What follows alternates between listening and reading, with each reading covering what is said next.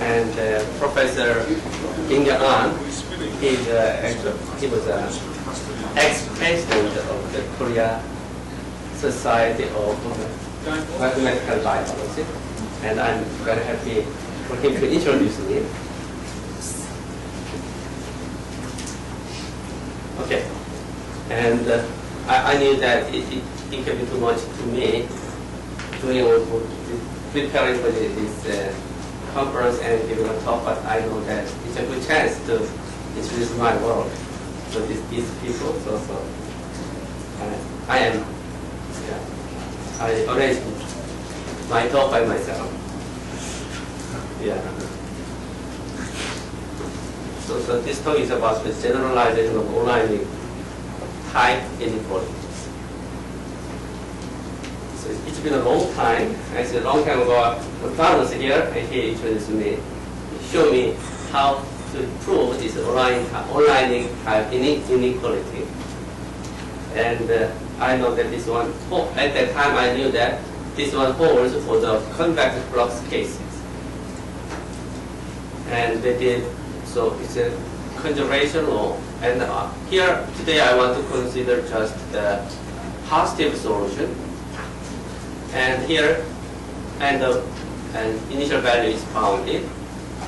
And if the flux is convex, then the entropy solution, the one that satisfies this sharp version of Oleinik type inequality.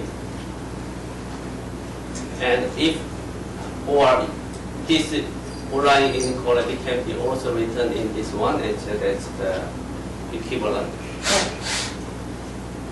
And it is well known that if a weak solution satisfies this inequality, okay, then that automatically satisfies the flux entropy condition.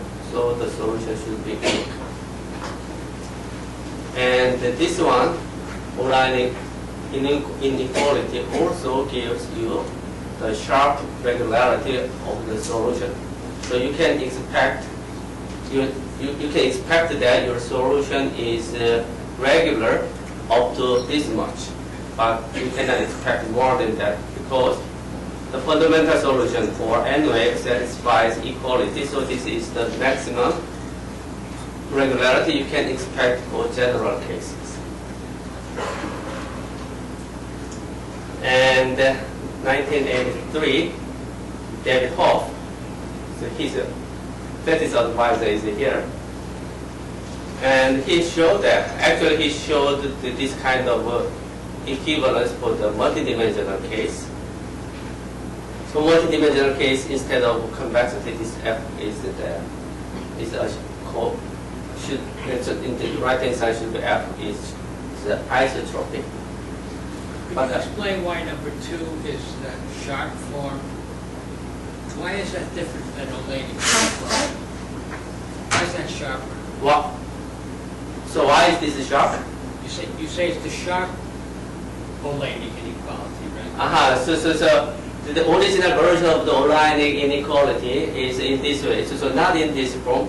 For example, if you differentiate this one, you get f double prime of u sub x divide both sides by f double prime. In terms of u. Yeah. And then take the minimum there. That one is the original Oleinik inequality. Yeah. And so here he showed that this Oleinik type inequality gives a uniqueness if and only if the function f is convex or concave or linear. So this inequality, so one of the main property or one of the important the main feature of this kind of inequality is the uniqueness. And the convex case is equivalent to the so they're unique, but this one gives uniqueness if and only if the function f is convex. So if this flux function f is not convex, then okay. If f is not convex, this one is not satisfied. So that means that the viscosity solution or the entropy solution, that one does not satisfy this. And also, if you just consider the weaker solutions, this result says that the weaker solution that satisfies this one is not unique if F is not convex. So at the time, okay, it's very natural to ask. I'm not so. It's very mathematically, it's very natural to ask what is the case. What kind of inequality can you obtain if the flux is not convex? So, as a mathematician, okay, that's a very, very natural question. I'm not sure if that kind of thing is very applicable or not. Actually, there are some examples with the flux which is not convex. But anyway, mathematically, at the time I thought about this one, and so it's been prepared a long time. Now I have some clear answer for this one, and today's my talk is about that. So yeah. And there were several works to generalize this Oleinik type inequality. But I want to, especially I wrote down that here weaker forms, so they are not generalizations. It's a weaker form. So for the non-convex case, in these papers, probably there are more than that, inequality of this type has been obtained for several cases. So as it goes on, this constant C is somehow updated and they obtain a little better C, better constant C. But if you see here, and the right-hand side here, they put some extra term. So definitely this is a weaker version. And so the weaker solutions that satisfies this inequality is not unique. So okay, so this kind of thing does not give you the uniqueness. So it's somehow different approach, and the spread is a lot different from the Oleinik type original or Oleinik type estimate. And if you see this right-hand side is bounded by the total variation. So definitely if your initial value is not EV, then okay, this does not say anything. And also, okay, somehow this is a local, this is a global, so somehow it does not make sense that much. And in this case, he have his constant in the number 4. In this case, constant C is 0 if the flux is convex or concave. Okay, so that case is the same result, but it's not. If it's not convex or concave, okay, this one it does not give you uniqueness. And also, okay, you can easily see that this does not give you sharp regularity of the solution. And I also happen to be I also worked on some nonlinear diffusion equations. And in nonlinear diffusion equations, you can also find this kind of estimate, Oleinik type inequalities. So closed medium equation or fast diffusion equation, if for this flux function phi is just a power law like that, then the general solution satisfies this inequality. And this constant C depends on the dimension m and the power m, this power m. Okay? And this inequality is called Aronson-Benilan type inequality. And if the function is not given by the power, okay, we don't have this kind of inequality. And this one is also sharp in the sense that fundamental solution, they call, so that one is called the variable solution. That one satisfies equality. So in that sense, this one is sharp.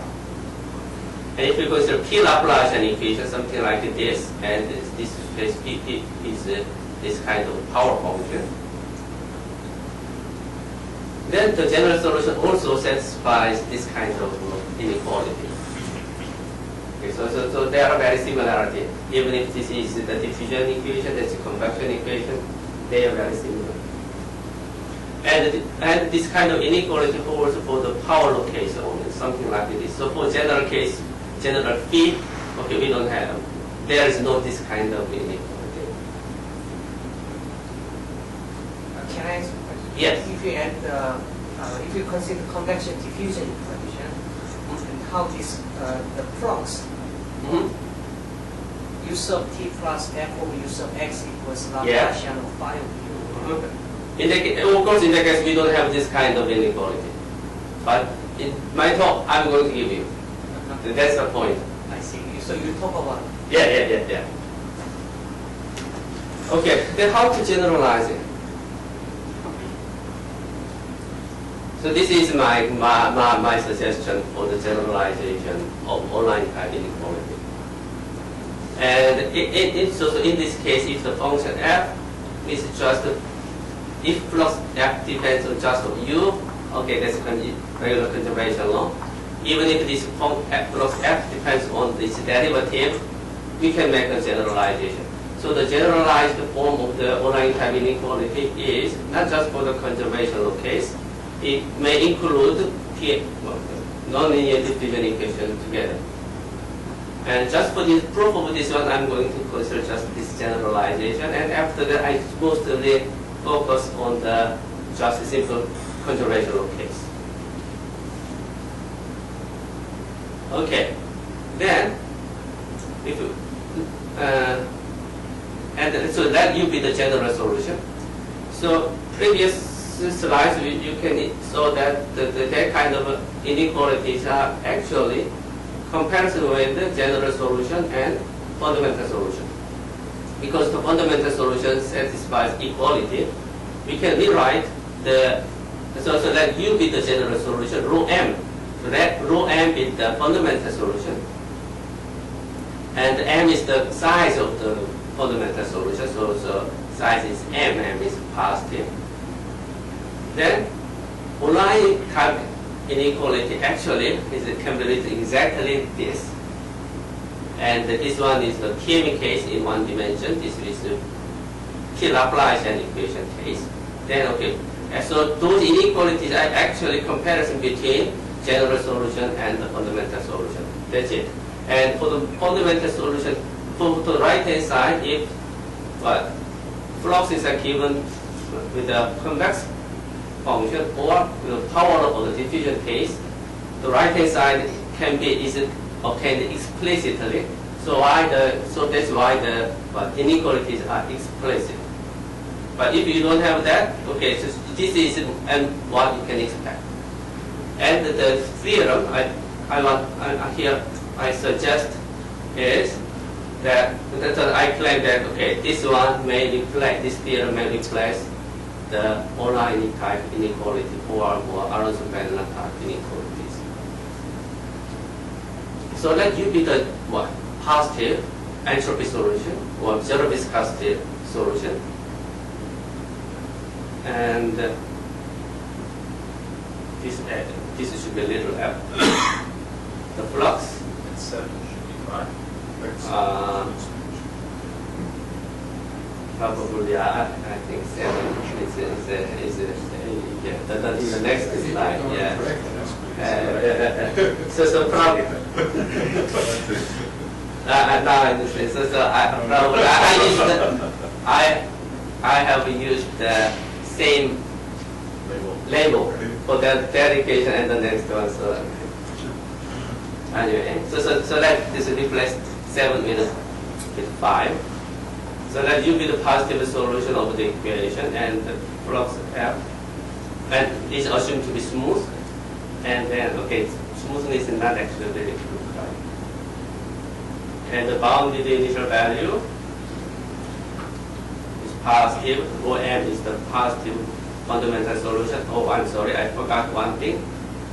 The partial derivative of f with respect to the second component should be non-negative. I didn't put that one here. I need that. Sorry. Then let the set A be this set collection of x such that on the x, rho m is the fundamental solution is bigger than u. Okay, so if you graph it, let's this one is rho m xt.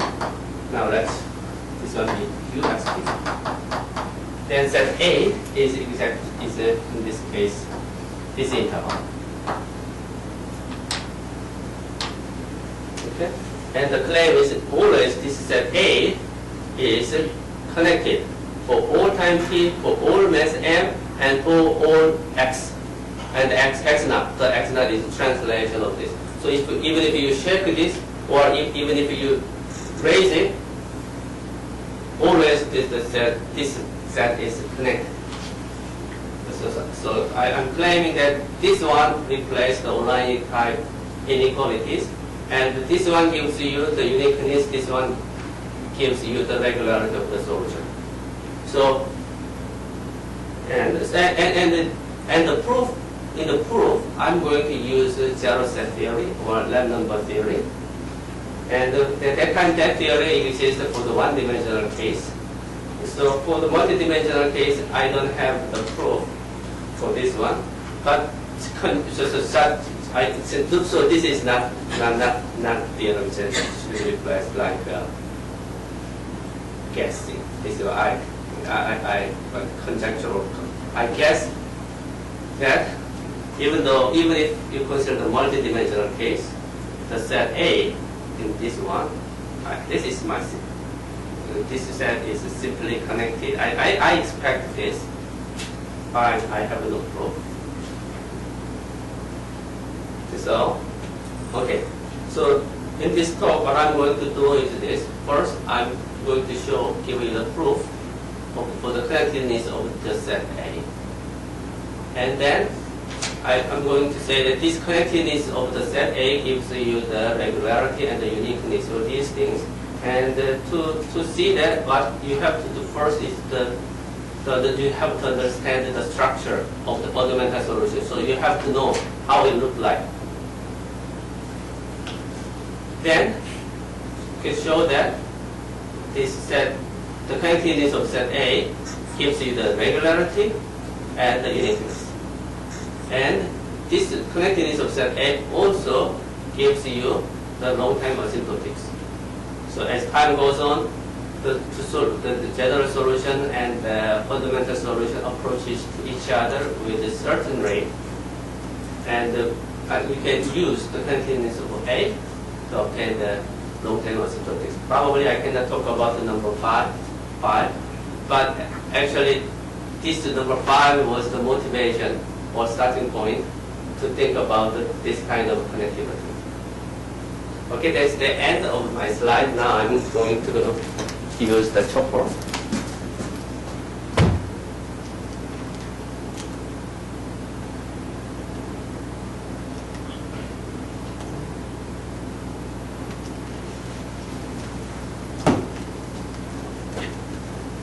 Before you talk about that, can you give us some intuition why this connectedness of this set gives you everything? You can see it from the proof. If you see the proof, that's so obvious.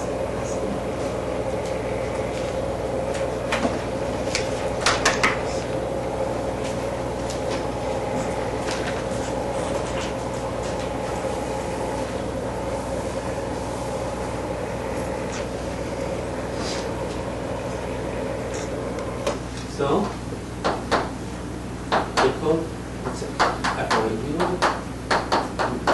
x, there is initial value, 0 equals 0, rho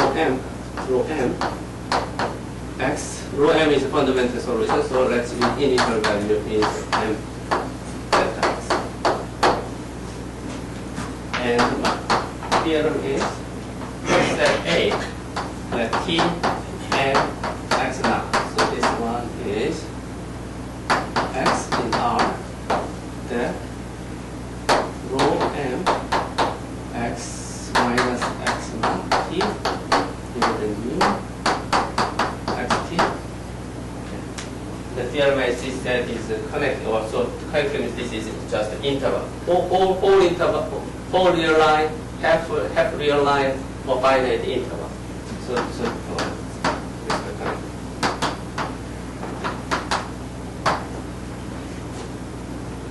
Okay, so to prove this, what I'm going to use is zero set theory.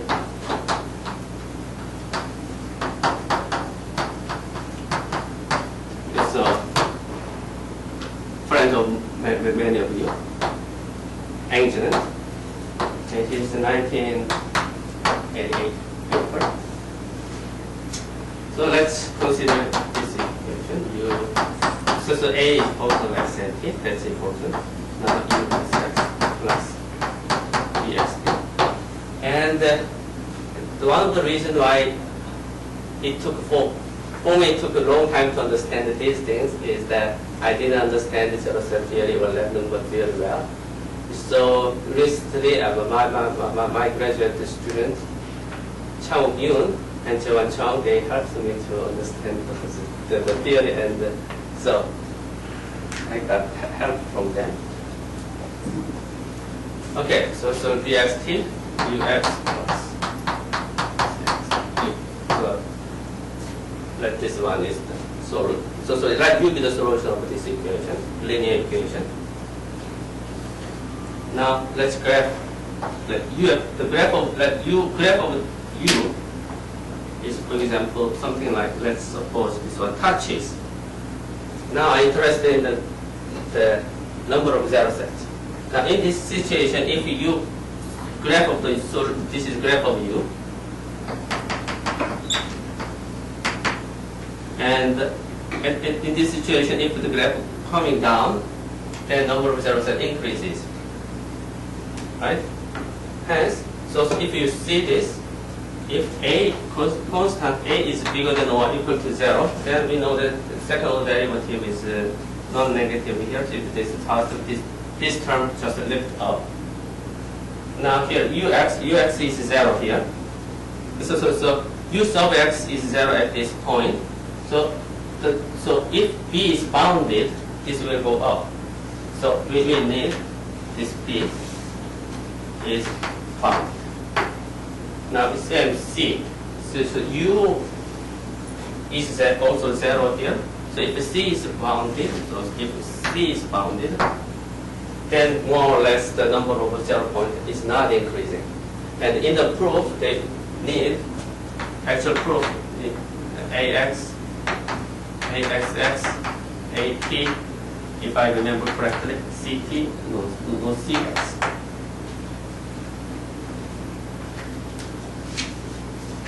Also, all of them are bounded. If the coefficient have enough regularity and all of them are bounded, okay, then the theory says number of zero set decreases in time. So that is the theory.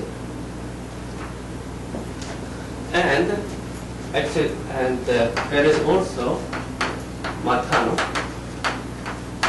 1982. So here we have his PhD student here, right? So, and in the lambda number theory, so lambda, if this is earlier version, and in the lambda number theory, instead of considering zero set, here he considered number of change of monotonicity. So monotonicity, so if we compare with this, that's capital U is the antiderivative of U.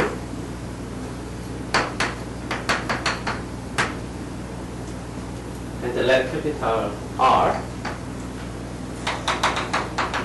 is the antiderivative of our fundamental solution. Then what's the lambda number? Lambda number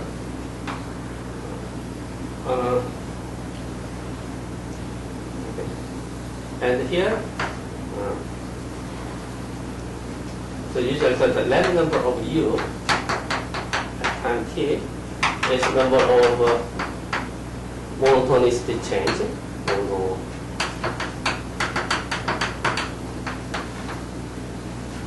and this one decreases as table is going to that's the random number theory. And to apply this kind of theory, I found it looked like that it's easier. We can use both of them, any of them, but this one makes our computation simpler, so I'm going to use this random number theory. Then the proof is very simple. Let E is a difference, U minus R.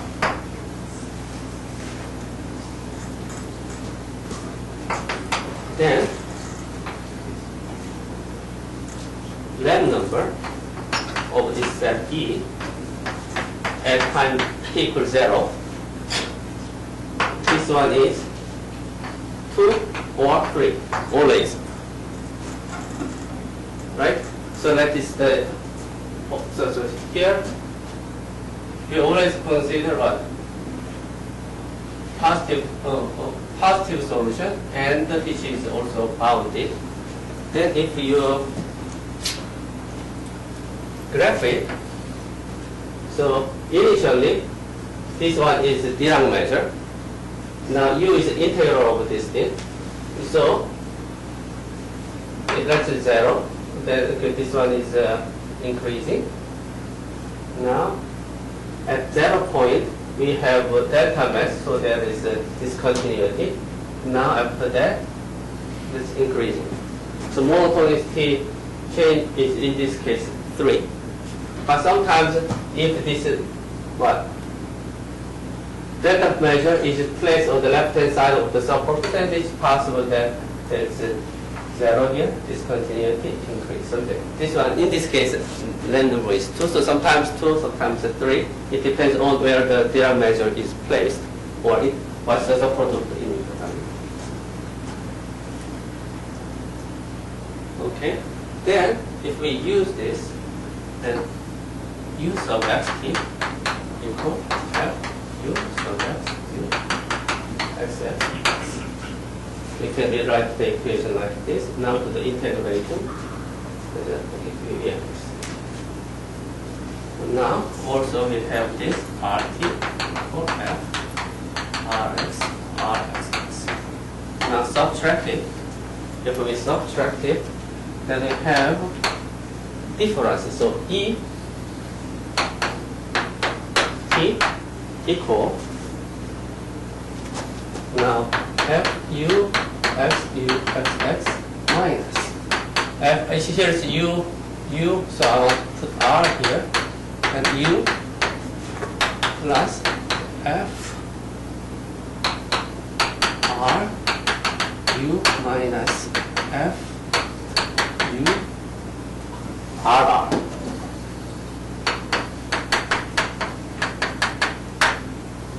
Okay. Now divide this one by, okay, here U and R, so it's U x minus Rx times then EX.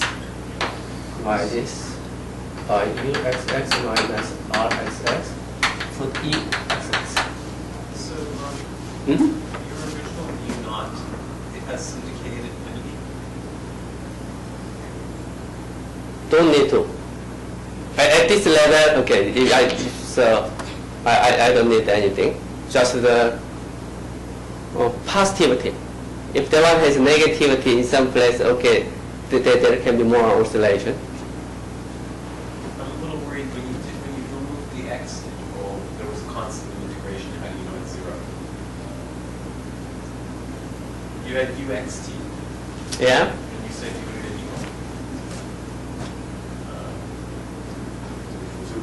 Okay. Fine? Okay. So we have this. So what I need is that first, so we have two coefficients here and here. So to apply this kind of, we need this kind of relation. So I want this one to be non-negative, and I want everything smooth enough. So sometimes, depending on the cases, sometimes solution is not smooth enough. Okay, then instead of directly doing this, put some zero viscosity. And if f is not smooth enough, then okay, put some regularization for the flux and take the limit. And then okay, so if these are smooth enough, and the essential part is this part, this one should be positive.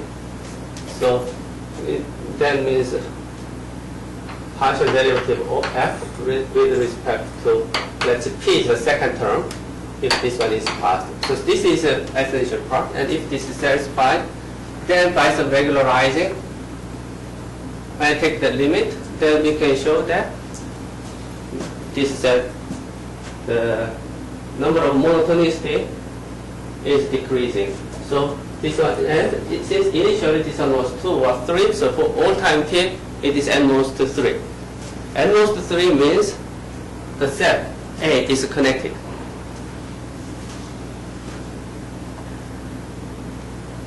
Okay, so if that's if the monotonicity is 3, then exactly on this interval, rho is bigger. Okay, if monotonicity is just 1, then means 1 is just below the other. Okay, that means that set A is a whole interval or empty. So we can easily see those things. So, okay, this is the proof for this theorem.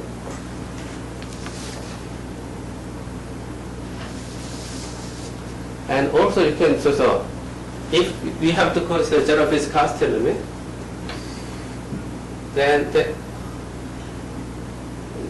yeah, so put, okay, one more comment.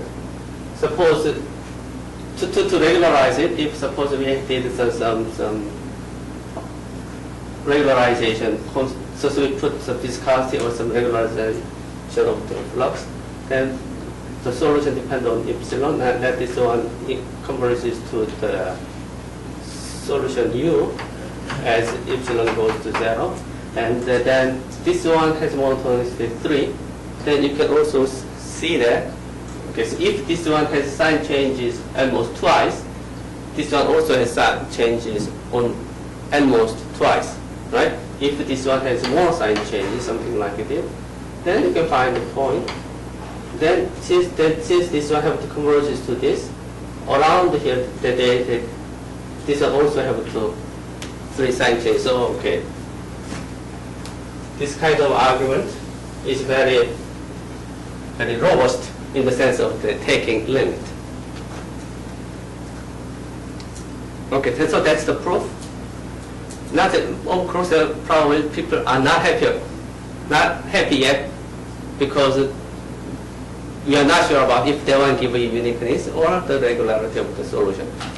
But that is Singer's question. Now we can see that this one really gives you uniqueness and regularity. And to see that, you have to understand, you have to see the structure of the fundamental solution only. Fundamental solution first. So, fundamental solution.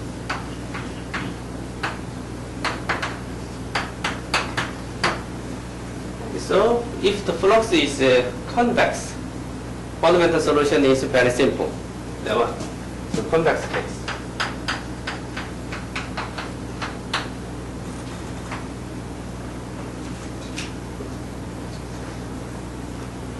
Then, second order derivative is positive. Then, fundamental solution rho m ft is given in this way. F prime, since second derivative is positive, it's invertible. Now x over t on some interval from 0 to x, some number, in some interval from 0 to bt. Now this one is and 0 otherwise. Sorry, f is a function of 2 variables. F is function. Oh, I'm sorry. So, okay, so this is a proof for the theorem, and the theorem is for the general case. Now I want to return to the conservational case. Okay? So I want to suggest, so we can interpret this kind of property to study the regularity of a solution for general case. But it depends on each case, it can be different. So now I want to focus on the conservation law. I want to back to conservation law. And now this function f don't need to be convex. Okay? Now here, now convex case, this is fundamental solution. You can, and what is B? Is, for example, like this graph is f prime inverse x over t. Then this is b of t. And what this? When this is the, so you may use equal area rule. Then let this area, the place that this area becomes exactly m is the 1. Then you can easily check that this is the solution. So the piecewise, this one satisfies the original equation, and the Rankine-Hughes condition is satisfied along this one. So this one is the solution. And one thing is this. Now, if you select this one is rho mxt. If you take smaller m, then the solution is probably around here. If you have a larger m, then it can, it's too flat, I'm sorry. I want to make this one a little bit sharper than that. And if you increase m, take a large m, then probably this is your fundamental solution for different m. Here the difference is, even if you take a large m, okay, you just follow the same track and cut it. But you will see that that's a very special case for the convex case only. Non-convex case, this one, there are a lot more dynamics inside. Okay, so that's what I'm going to show you. How many? What's that? How many? 20. 12? Okay, I better tell you.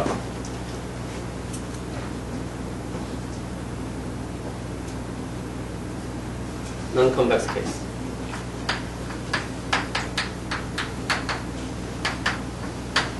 To see if the mechanism of the non-convex case, but the best thing is this. Riemann case first. And for the Riemann solution, Riemann problem case, everything is clearly known. Okay, so let's ut plus f of the u x equals 0. Initial value is a Riemann problem. Let's u minus u plus x less than bigger than 0, x less than 0.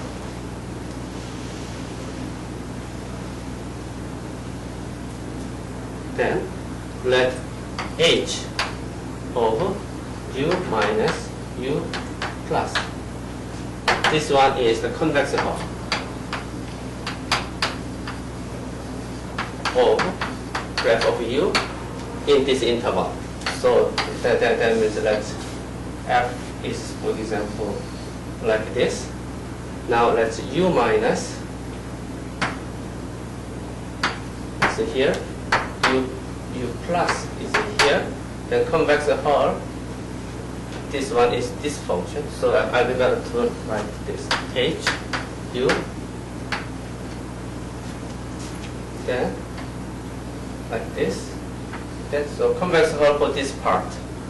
Then h is this function, like this,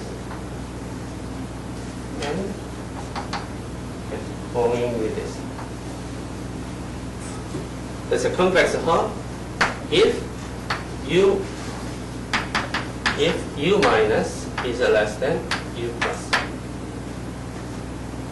And let And this one is concave hull.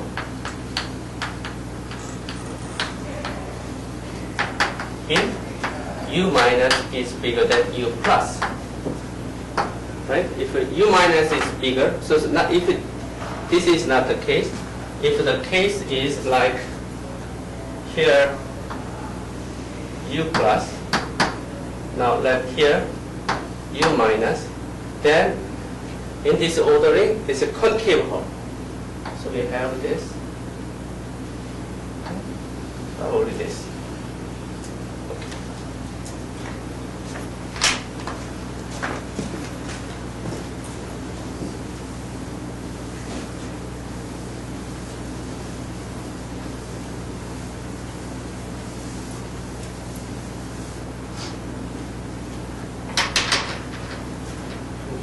Then the theory says that the solution of the original problem is same as solution of this one. H, U minus, plus, x equals 0. And the U x 0 is just U minus U plus 0.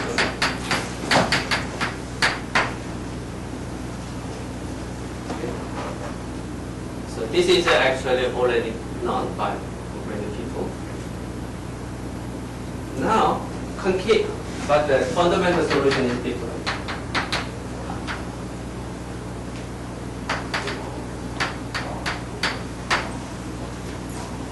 So what's the fundamental part? Then, so somehow for the Riemann problem, left hand, right hand, they are fixed. Then find the convex hull or concave hull. Then always that one, the convex hull or concave hull, plays a role. Now, if fundamental solution, if there's a fundamental solution, probably it's an error solution. So here there's a maximum. Okay, here is some this kind of structure. Then somehow, if you consider this one, let's say U bar is the maximum of my fundamental solution. Then this is function of t. Then this maximum is decreasing in time. So the corresponding convex hull or concave hull, they keep changing. But the construction or fundamental solution is can be done by using this maximum as your parameter. Use the maximum your parameter. Then this increasing part is U is given by the convex hull connecting 0 and U bar.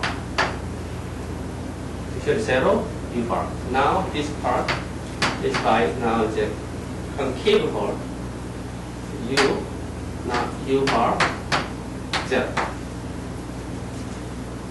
So somehow this part is given by that, this part is given by that, and use this maximum as our parameter.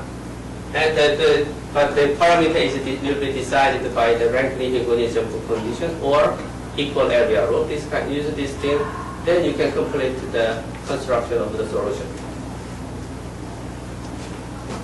And how it look like?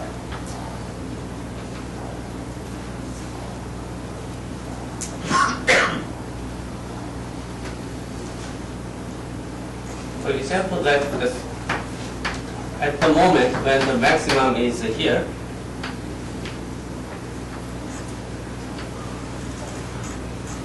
concave hull is somehow like this and like that, and convex hull is like this and okay, something like that. Okay, I don't like this.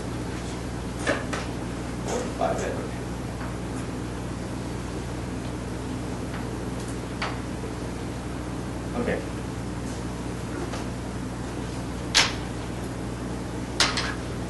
Then at this moment, in this profile, the wave speed of this profile is given exactly by this convex hull. Now this right hand side, the wave speed of this one is given by this concave one. And suppose, and at this moment, the concave convex hulls are given in this way, and then you may imagine the earlier times. Okay, if you imagine the earlier times, what happened is this. This part is linear, so wave speed for the values around in this area all same. But if you have the earlier, the previous steps, the maximum is supposed bigger. But then if you imagine the envelopes, the linear part of the previous time is always linear. Right? So let's increase this. The concave hull can be like this. Then here linear, then this part is also linear. Okay, that one says that somehow your fundamental solution has discontinuity. Connecting zero and this value. So here I can see this. This is a convex hull, so increasing profile is given like this. Then there is discontinuity connecting zero and this value, like this. Now there is a rarefaction wave here.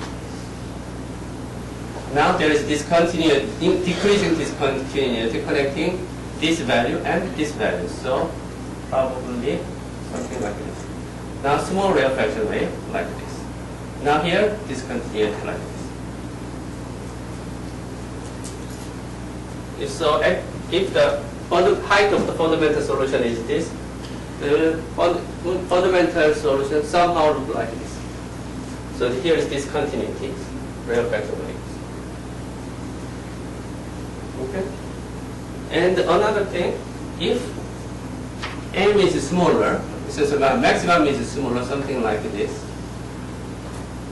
then the envelope is like this. So now this very line look like the convex case or the Bernoulli equation case. In that case, the wave will be something like some rarefaction profile, and then discontinuity. Okay. Now the important difference between convex case and non-convex case is that even if, so here, if you choose a different t, if you take smaller t, then it becomes sharper. However, if you take a large m, okay, the profile is not changing. Okay?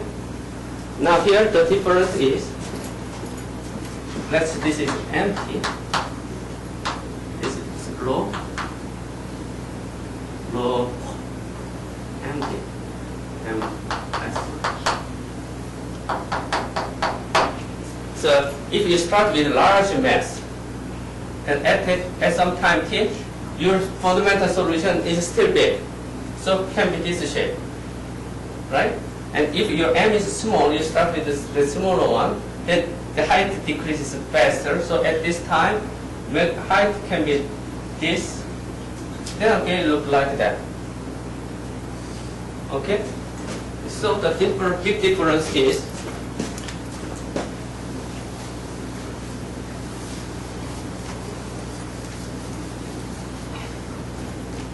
in this case, okay, shape like that. But if you change m, your rho, so t is given, and what to graph of the fundamental solution. If m is small, it can be this. But if m is large, then it can be something dramatically different.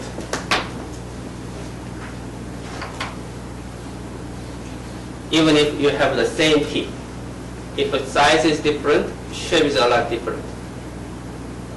Okay, that's the fundamental solution. It's now a lot different. So if you have these things in your mind, yes. How does it look when t is very, very small, when the time is very, very small? So we have the gamma. It depends on, so for example, you flux. So if you consider just bounded initial value, then you don't really care about very large U. Okay? So let's flux is given. Now let's for large U, for example, okay, it depends on the construction. Let's f of U by U goes to infinity as U goes to. Suppose this one is go up there. Okay? Then height is very big. Then the convex envelope is linear. Now the concave envelope, convex envelope is something like this. So in this picture, if t is very, very small, I'm sure that here there is a discontinuity of this size. Now, rarefaction, very steep, and then this just discontinuity like this. Okay. So you did the nominality and you're large enough. Like, so Some kind of nominality. yeah. So when I do this one, okay, for t very large, we don't care. So I can assume anything. Okay, that's Okay, so that's for my computer. Okay, that's big enough. discussion. Right. Okay. Now, okay. So if you understand the fundamental solution better, now you can understand the regularity or uniqueness. It's just let's talk about the regularity. If we talk about the regularity, the uniqueness is immediate. So regularity is this. Let's this one is the general solution. That one is the maximum. Then what I'm going to do is choose M, whose maximum is exactly same as this maximum. Okay. So idea is okay. Choose M such that maximum of rho M XP is exactly the maximum.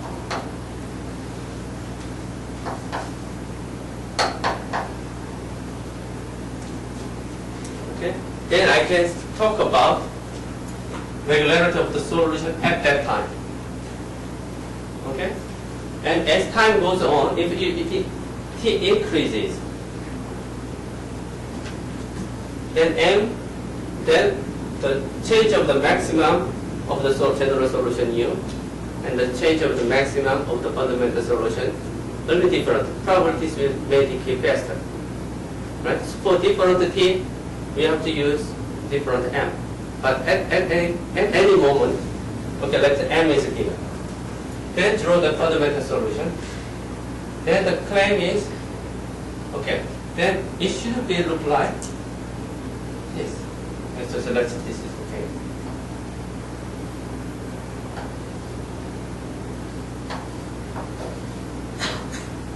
And the regularity means now your solution is not as steep as, is not steeper than this fundamental solution. So that's the regularity. For example, your solution may have discontinuity, increasing one or decreasing one. But for example, even if this one has a decreasing, so if this has a decreasing in discontinuity, then what should be? Should not include, should not bigger than this. Okay? And also suppose we have a lot more different structure, then the solution cannot have discontinuity. Something like start here and here. Okay, solution cannot be like this. But in this case, okay, this one is inside here, this one bigger. Okay, that's another law. Okay, so how to show that? Just to move this graph a little bit. Okay, then you can easily find that A, the set A is disconnected. Okay? And also, here is a rarefaction wave.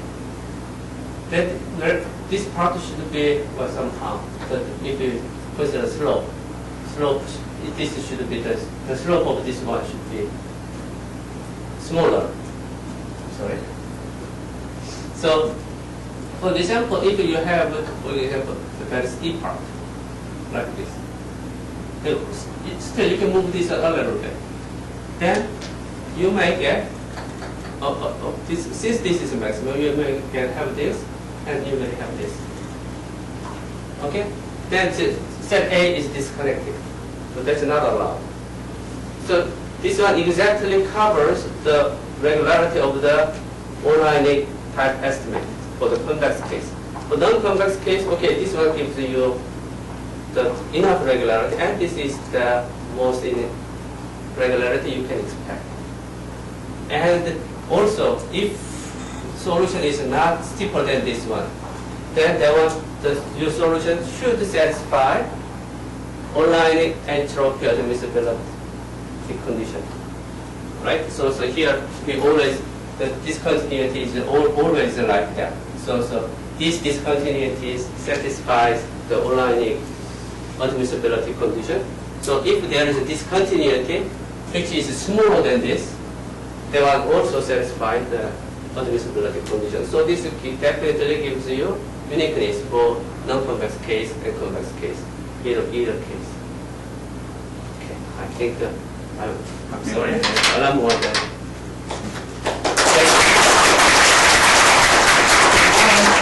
I read out already, so probably it's one question.